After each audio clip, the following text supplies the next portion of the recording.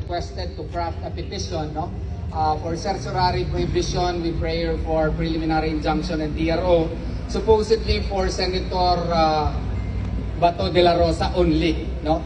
So ang strategy sana was mag-file ako in the morning, but then something happened pagkagabi. I was requested to include the former president, yung ating pinakamamahal na si President Rodrigo Duterte. So, trinabaho namin, walang tulugan, and we were able to file it, no, kaninang hapon kasi mahirap masyado, pati pagpanotaryo hindi kami pinapapasok, no. Yung notaryo publiko hindi pinapapasok. So, we had difficulty in communicating likewise kasi kaninang umaga pumasok kami ni Attorney Martin Delgra, no? I was supposed to assist him and nagkahiwalay kami dahil sa confusion. Siya yung nakapasok, ako ang nasa labas, pero it became a blessing in disguise kasi natapos namin yung petition at na-file. And we were hoping for a TRO and there was a news kanina na may TRO. So what we did was, I, Attorney Raul Lambino, as well as Kuya Ipe Salvador went to the Supreme Court. But apparently, may nag-overtime doon, so we could not get a hard copy of the order and we could not verify whether or not the report is in fact true. But what our authorities, ang ginawa nila, minamadali masyado, at ngayon, pinalipad na po si ating pinakamamahal na si Presidente Rodrigo Duterte. Yun po ang nangyari ngayon, and even if there is a TRO, no, ang mangyayari dito, ipatuloy pa rin namin ang kaso, but we will advise the lawyers that will be handling in The Hague, Netherlands, that we are insisting na wala na pong jurisdiction ang International Criminal Court po dito sa ating bansa. Bakit? Kasi noong March 17, 2018, nagpasa na po tayo ng notice of withdrawal po doon sa United Nations. And according to the Rome Statute, such will take effect 1 year thereafter. So on March 17 of 2019, wala na pong jurisdiction ang ICC po dito. Meron lamang exception yan under Article 127 Paragraph 2. And what is that? Except those which are matters which are already under consideration by the court. Now, pag istudyuhan kasi natin yan, may matter ba under consideration by the court in 2019? Wala po. Kasi ang ginawa lamang, ang Office of the Prosecutor was conducting a preliminary examination insofar as the war on crime is concerned here in our country. Anong ibig sabihin nito? So kung wala pong proceedings po sa korte, sa pre-trial chamber, may trial chamber, meron din yan appeals chamber po yung ICC. Kung wala pong proceeding doon, so wala na sanang exception. Wala na talagang jurisdiction ang ICC dito sa Pilipinas. Pero hindi natin maintindihan bakit yung pang ating mga otoridades ang mas may interest na magkaroon ng jurisdiction yung ICC dito sa ating Pilipinas, sa ating bansa, no? Siguro meron silang mga political agenda dito, no? Kaya ang akin lamang pong ini-insist na since wala nang jurisdiction yung ICC dito, meron naman tayong korte. Kung may mga kasong gusto i-file against kay President Rodrigo Duterte, buhay po ang ating prosecutor's office.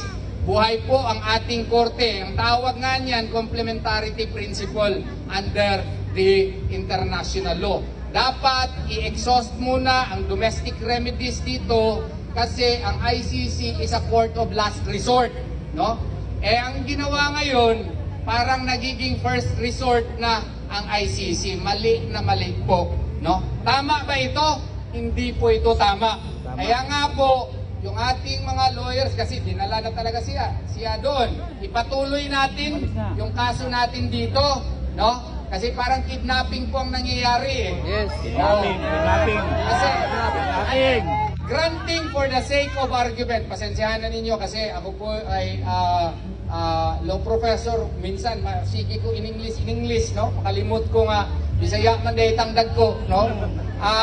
Ang rule sana, under Rule 59, Section 2, ang gagawin is, kung merong arrest warrant yung ICC, yung tao pong may kaso ay dapat idulog muna sa competent local authority para yung competent local authority, yung korte po, idetermina kung valido ba talaga yung warrant. Kung sinunod ba yung karapatang pantao ng akusado. Hindi po ito ginawa. Dire-diretso na para kung meron na kayong, di ba, decree of divorce galing Japan.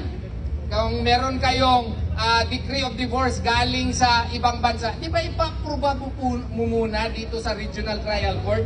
No? Bago yan, may epekto dito sa ating republika. Yun din sana ang ginawa doon kung totoo yung warrant of arrest na hindi ko nga nakita yung hard copy eh. Oh.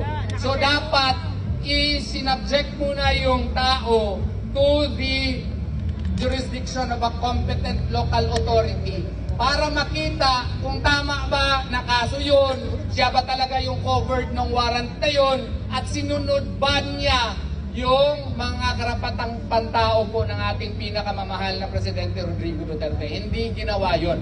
Pero, i-raise ito doon din sa Hague, Netherlands. So may posibilidad po na kung hindi ito sinunod, baka yung Hague, Netherlands naman ang mag-repatriate, mag-order mismo na ibalik dito si Presidente Rodrigo Duterte kasi hindi ko sinunod yung kanilang batas. So, ang request namin sa inyo, idua natin si Presidente Rodrigo Duterte. We will pray hard for him so that his lawyers in Hague, Netherlands, would be able to defend for his rights and they would be able to assert his rights in the court in Netherlands at saka ipag-pray din natin, idua din natin ang ating bansa. Kasi parang ibang-iba na ang ating bansa ngayon, no? Ibang-iba na talaga. Kaya ito lang ang ating bansa. Kailangan nating mahalin at kailangan natin na siguro ngayong eleksyon, wag na tayong magpabudol-budol pa. Suportahan natin, vote straight tayo. Anong sabi ni Tatay Digong? Yung mga senador niya dapat botohan natin lahat. Yes!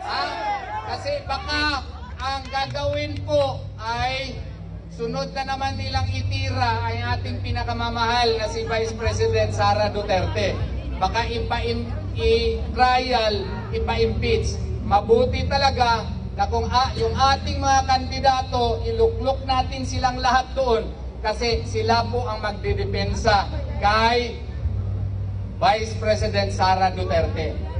Iboto din natin yung mga party list na sinabi ni Tatay Digong na bubutuhan natin. Pero isa lang ha, baka bubutuhan ninyo silang lahat, ma-void yung boto nyo.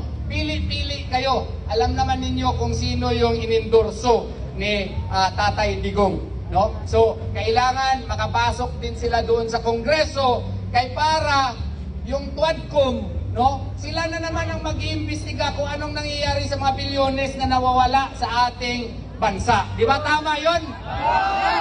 So magkaisa tayong lahat. Let us show to these people that the voice of the people is the voice of Allah subhanahu wa ta'ala. Maraming salamat po sa inyong lahat. Maraming salamat, Atty. Duterte! Duterte!